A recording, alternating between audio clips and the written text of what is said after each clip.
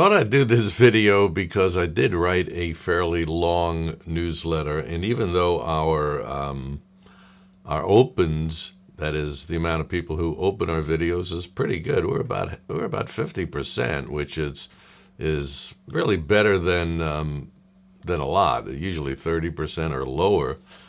Some as low as 10%. And there's all kinds of ways that you can do things to get more opens, but seems like we have a fairly good following, or people who are at least interested. But I thought I'd do a video because some people do like to watch a video more than read something. I have to say that the writing is much harder than doing a video, because we allow for some things in videos that, especially some that appear to be really not structured so strongly, and so we do that. But I just want to take a minute and do something here, actually, with this one. And let's just had to take care of a couple of technical things before we mess this thing up. I started having dings and bings and all those other things that happen when you're doing a video. So what I said in my email was that it's been really a while since I've done anything in person. I go back to June 2019, which is 2019 was not a great year for Joanne and me and our family. We lost our daughter in October. We lost her. She went to be with the Lord. And Joanne and I were in a tough place at that time, where grace, wisdom, and strength was really something that we prayed for every day, and we wanted to make sure that we stayed faithful to the Lord through all the difficulties we were going through. And I have to say, we learned a lot, went through a lot, and we've come out the other side. But I just couldn't get my mind around doing things live or doing seminars, and I found it pretty easy to do it sitting in front of a camera. Many people don't know this. Some of you do know me pretty well. I'm pretty much of an introvert, which is really a minority in the human race. But as introverts, we can live inside our heads, which is not a good thing all the time anyway. But just getting back to what I was talking about there, we went through some really hard times. And to be honest, I can't remember very much that happened during that time, and for months, maybe half a year more. That is just kind of a blur to me. But I did manage to take a trip to South Africa about 6 months or so after Jen passed. And unfortunately, or fortunately, I was on my way home when COVID really was coming on the scene. We had heard rumblings about it. There had been things in January and maybe even December about this virus that was over in China.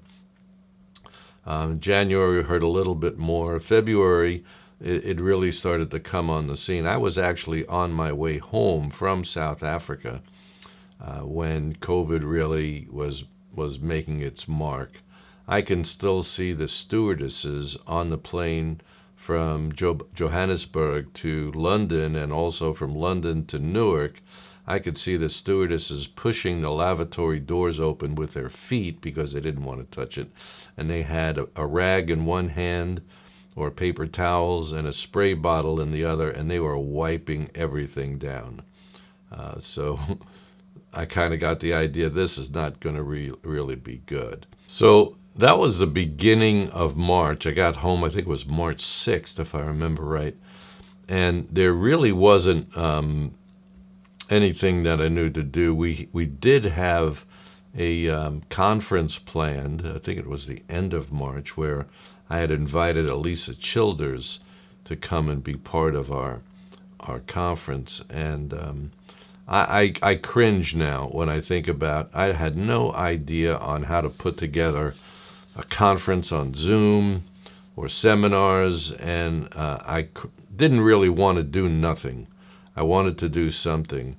but I didn't have the gear, I didn't have the know-how, and it wasn't pretty. But the bright spot of it was Elisa, not only with what she shared, but she had this really terrific frame.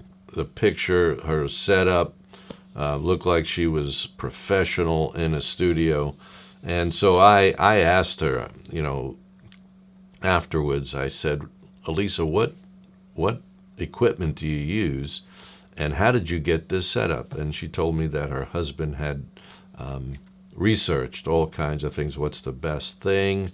And gave me a list of things to buy, or to use, cameras, lights, everything like that, how to get it looking good. And as you can see, this looks pretty good right now. I mean, I think it looks fairly good, and I can change the background. This is my actual background. I'm sitting in my study. But I went on a hunt for gear and came across a man called Adrian Salisbury, who is a British man and has a tremendous business in helping us, that thing should not have happened, helping us put on a professional-looking video. Matter of fact, he has what's called Pro Video Academy. He also teaches another seminar, another course on Ecamm, which is the software I use to do all of my recording, and then I have other software to produce it, all that kind of stuff. But if you've looked at my YouTube channel, which is just Ray Siervo Ministries on YouTube, you'll notice, first of all, we moved away from Notepad Answers and put everything under Ray Siervo Ministries. You'll notice that those videos, I think, look pretty good, and I'm still getting a handle on it. Adrian has become a really good friend, a mentor. I highly recommend, if you're ever interested in doing anything online and you want to look professional, give me a shout. I'll give you his information. And he does courses a couple of times a year on Pro Video Academy. He has a YouTube Academy, how to set up a YouTube channel, which I can't say I've mastered yet, but I've gotten pretty good at it. But it's definitely worth it. That's my little commercial in there. So all of this to say that, since COVID-19 is kind of in the background now and hopefully going to disappear, I'm sure we'll have another virus pop up somewhere in the future. Hope that's not prophetic. But I have been thinking about and just trying to plan, get my heart and mind around what God is saying, and want to put on a seminar. Our Saturday morning seminars, they usually take place from 9 to 12 on a Saturday morning. This one will be June 11th, and I'll put that date there, and it'll be in the description, either above or below, depending on if you're watching this on YouTube or Facebook. And I'll give us some information as we go along.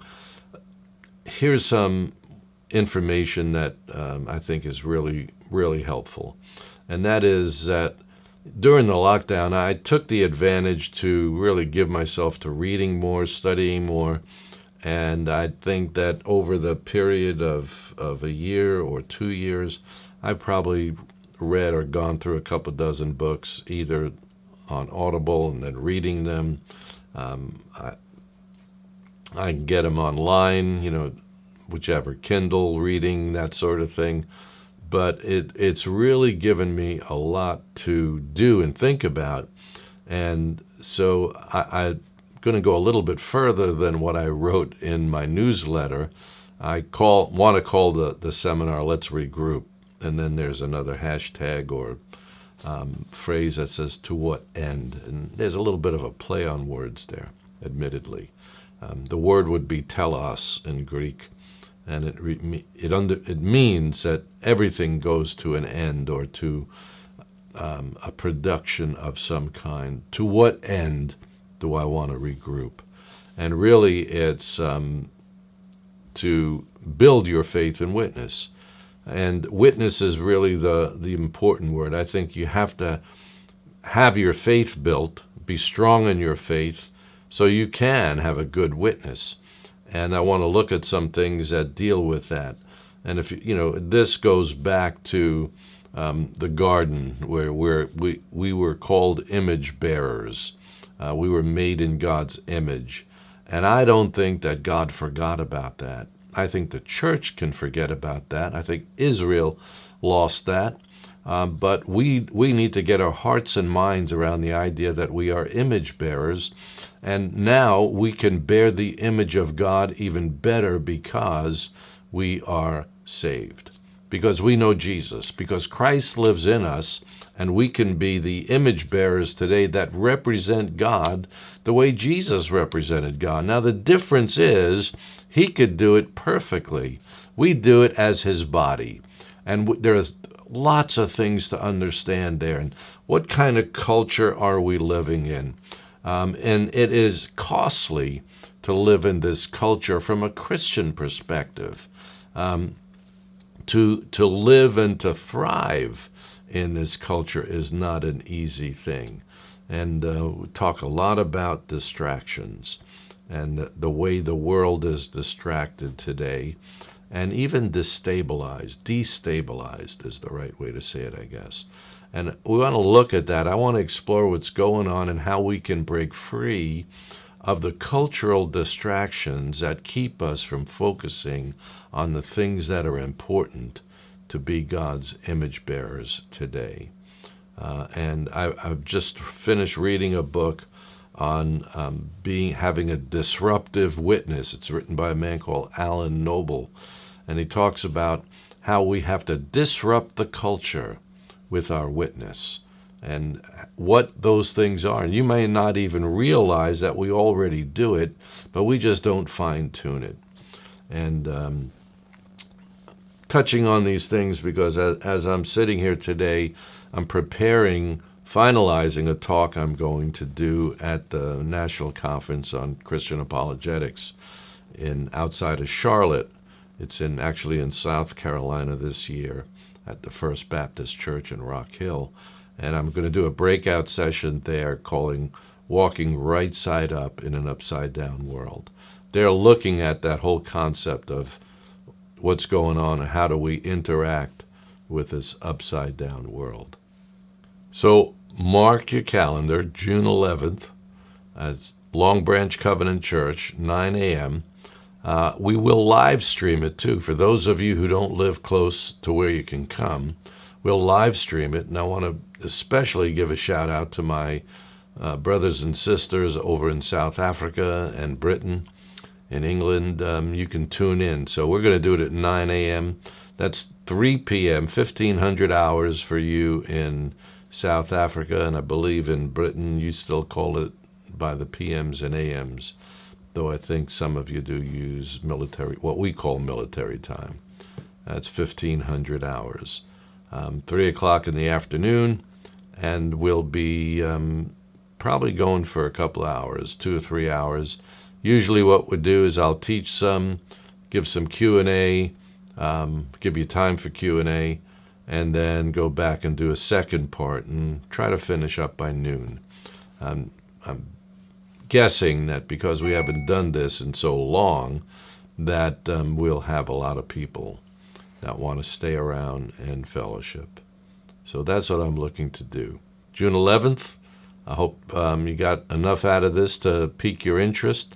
I will send out another email where we'll have some registrations or a place to register and get on from there.